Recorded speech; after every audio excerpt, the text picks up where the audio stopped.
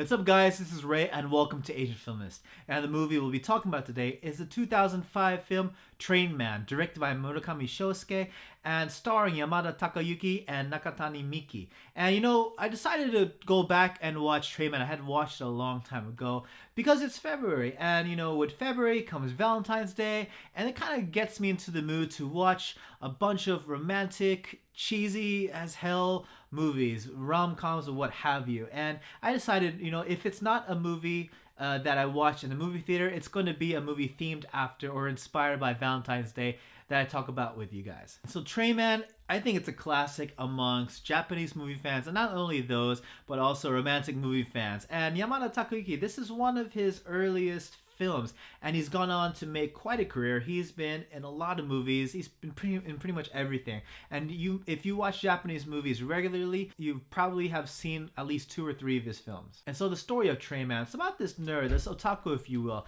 and he works as a computer programmer of sorts. So he's always on the internet. He has a lot of friends that he constantly chats with on their BBS chat. And one day on the train ride home, he sees a woman enter the carriage, and he falls instantly in love with her. But then, of course, as with any kind of interactions that start on the train, he just kind of looks at her and just kind of looks away when she looks back. But then next thing you know, he sees a drunken salaryman kind of verbally harass her. So what does he do? He stands up and tells the salaryman to leave her the hell alone. So after defending the honor of this girl, she gives him a gift in thanks, and then he invites her to dinner, and then thus starts their somewhat awkward relationship. But Train Man has nothing to fear because he has all of his internet friends to help him out along the way. And a lot of these interactions are the center of the charm of the story of Train Man, I'd say. But then let's get into it. Let's talk about the positives and negatives I have to say about Train Man. First off, the story really shows off Akihabara in a positive light. I think usually with nerds or otaku in cinema, they're kind of portrayed as socially awkward, folks who you kind of want to stay away from. Granted, our main character Train Man is a socially awkward nerd, but then they kind of paint him as this underdog that you just can't help but get behind and cheer for. And I especially love the style of storytelling. I think it's so unique in the sense that whenever Train Man is talking with his friends, he's talking to them through the internet, through actually BBS. You remember message boards back in the day? Him and his online friends, they don't know each other in real life. They just communicate strictly through BBS. And as they're typing, the movie uses a combination of zoom ins on their fingers as they type, voice recordings of them speaking the dialogue, speaking the words that they type, and also split screen, just so you can see all a bunch of different point of views happen at the same time. And it's kind of weird to describe it. I'm not the best at describing this exact way of storytelling, but it really, once you see it, it creates this kind of kinetic energy that although everyone is essentially just sitting down and reacting in front of a computer screen, but because of everything that's happening on the screen at the same time, it actually feels a lot more than that. And the movie loves to play around with typography. When anyone is typing some words on the computer screen, you can kind of see it being playfully placed in the background somewhere as Train Man is walking along. You might see it on the floor off to the background. And if you're pretty good with your Japanese, you might learn a few Japanese internet slang and also a lot of ASCII characters. Remember those? And even a variety of emoji, which is popular to use on Japanese message boards, I guess. And I especially like the variety of characters that are portrayed in Train Man. Of course, you get the titular nerdy otaku type, but then you get also a whole different bunch of types. Like you get the hikikomori, the shut-in who just stays in his room and tells his parents to stay the F off.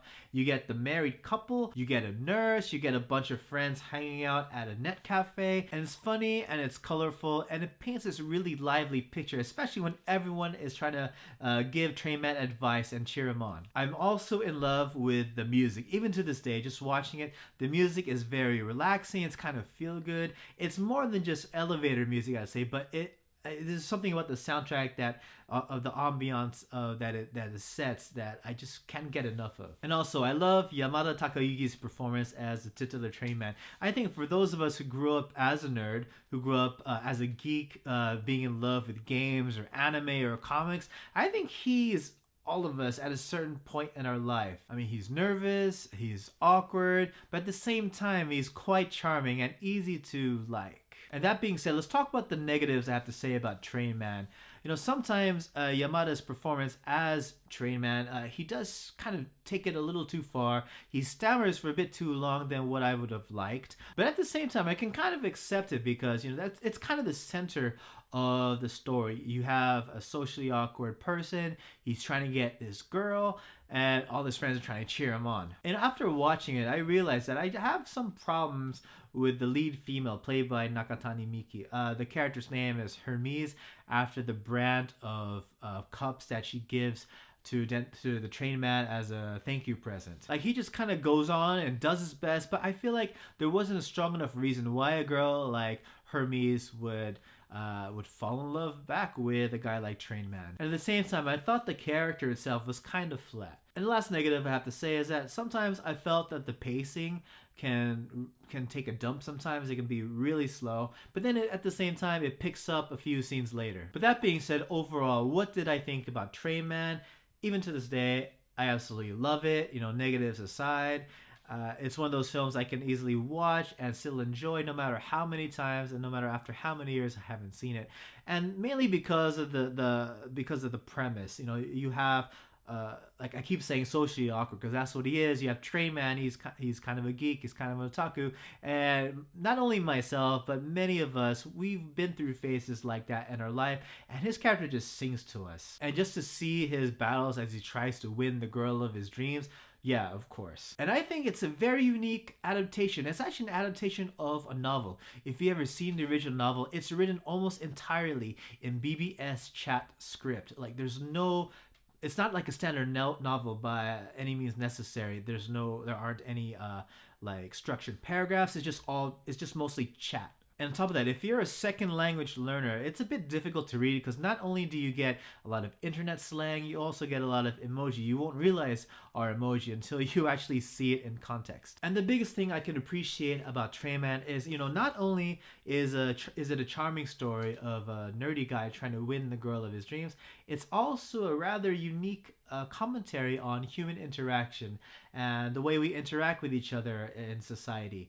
As I said, Train Man communicates with his friends through BBS chat, and everyone in this chat room has something in common. They're all pretty disconnected with the world. And after seeing Train Man bust out of his shell of isolation, it kind of makes everyone just kind of go out and see the world. Not really see the world, but just go out and take a stroll outside, say hello to a stranger. And even though this movie came out more than 10 years ago, many of its messages, many of its themes relating to human interaction still carries on to this day. It's still relevant. So do I recommend Train Man? Yes, of course I do. It's definitely more than a typical romantic film and has a lot of heart. And so yeah, those are my thoughts on Train Man. What did you guys think? Or what kind of questions did you guys have? Let me know in the comment section below. Don't forget to leave a like and subscribe to Asian Filmist for more reviews and discussions on Asian films. Follow me on Facebook and Twitter and all the good stuff. And as always, everyone, thank you so much for watching, and I hope to see you all again in the next video. Take it easy.